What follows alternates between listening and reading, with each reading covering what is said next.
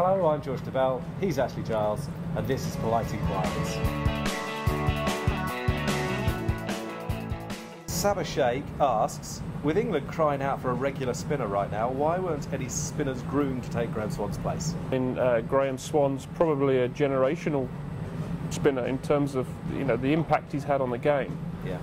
And at the moment, the cupboard's pretty bare. I guess we were hoping the likes of Briggs, Kerrigan, we're gonna fill the shoes eventually, and in the short term, perhaps Monty Panesar. Well, I'm sure Moeen Ali can develop more, and a lot's said about Mo being a batsman spinner, which he is at the moment, but he spins the ball.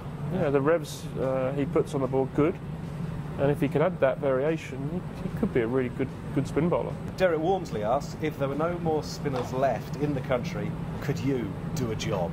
I could do a job in T20, I reckon. 4 overs. Well, 4 overs is about my limit.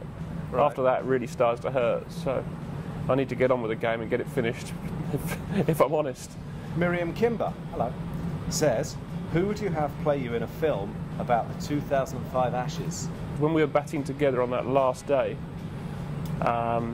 myself and Kevin Peterson were having a bit of a giggle about it, because earlier in the day we talked about lookalikes, and I said, of course, it's I'm George Clooney, bit of grey in the hair, bit of a sweep. It's uncanny. So Kev, all the way through that innings, kept saying, "Keep going, George. Keep going, George." And so there could only be one. What did he look like? Well, he used to look like Kevin Peterson, and he doesn't look anything like Kevin Peterson anymore. Kevin Peterson? Yeah. Right. He's changed completely, and I think both George Clooney and Kevin Peterson have had some work done. If George Clooney made a film about the 2005 Ashes, or Mel Gibson or anything, they would make it so America won. Joanne Vickers asks, what was behind your decision to abdicate as King of Spain? There are loads about that. And have you really had 6,000 lovers? Can you have had 6,000? That's a remarkable effort. That was smart. Yeah, I've still got some mugs in the garage, actually. The originals? And I didn't know. Originally, there was only ever 2. Yeah. One in the dressing room for me, and one in the shop. Mine got stolen from the dressing room or disappeared. So there's only one real one left. There are a few copies I found in the garage recently. I didn't realise they were there. Alt Cricket asks, do you think Monty Panesar can make a comeback? The off-the-field stuff can be difficult to handle with cricket.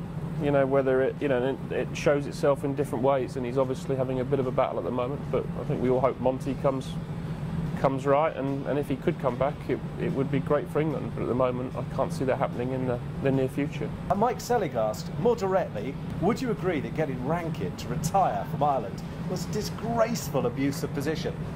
The premise of that's slightly wrong, isn't it? You didn't get him. Yeah, I didn't get him to retire. Boyd's had ongoing problems with his body and his fitness, and you've really got to monitor closely how much cricket he plays. And we felt we could do that well at Warwickshire when he was with us, but when he went away from home, it wasn't always possible. That's not a slight on Ireland cricket, but we just he was felt trying that to play for 3 or 4 teams all at once. Yeah, we just felt that was best for him.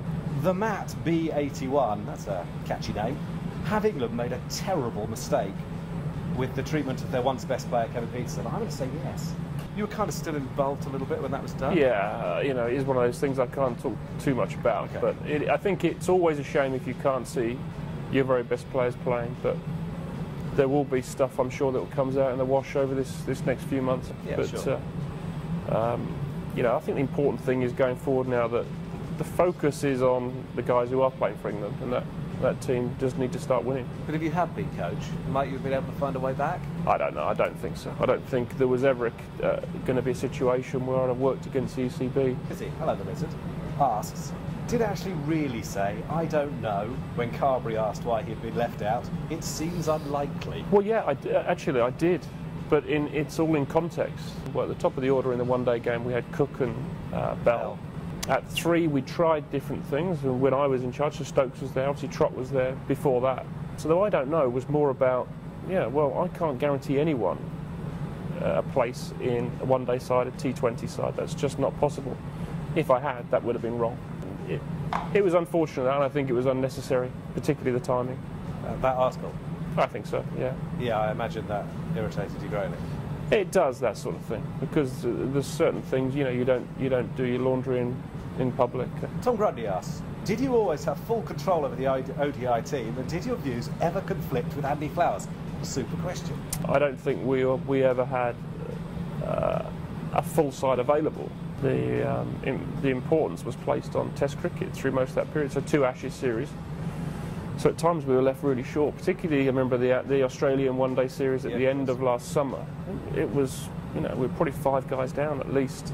But at that point, you must have thought you had the nucleus, even more than a nucleus, 9 of the 11 that were going to go into a World Cup, and actually, I thought, be among the favourites. I think you've got to play 4 frontline seamers who can possibly bowl 85 mile an hour plus, but with the sort of exciting potential down the order that Buttler gives you, it's really exciting. But the top 3 guys, a lot of your runs, as Trott showed when he played one-day cricket, you need one of those guys to weigh in heavy regularly to get your scores on the board. Paul Frame asks, how great does it feel to be able to contribute to a cancer charity through playing cricket? After I got a very kind and generous offer landed on my doorstep one day to play cricket for Nuneaton on a Saturday for a really generous donation to the brain tumour charity, a charity that's close to our hearts because my wife Stina has suffered twice with brain tumours. So the cricket's been good group of people, but it's rolling back the years. It's 7 years since I played competitive cricket, so it's been quite tough on the old body. Brilliant. Ashley, thank you very much. Okay, thanks for the questions too, really appreciate it. See you next time.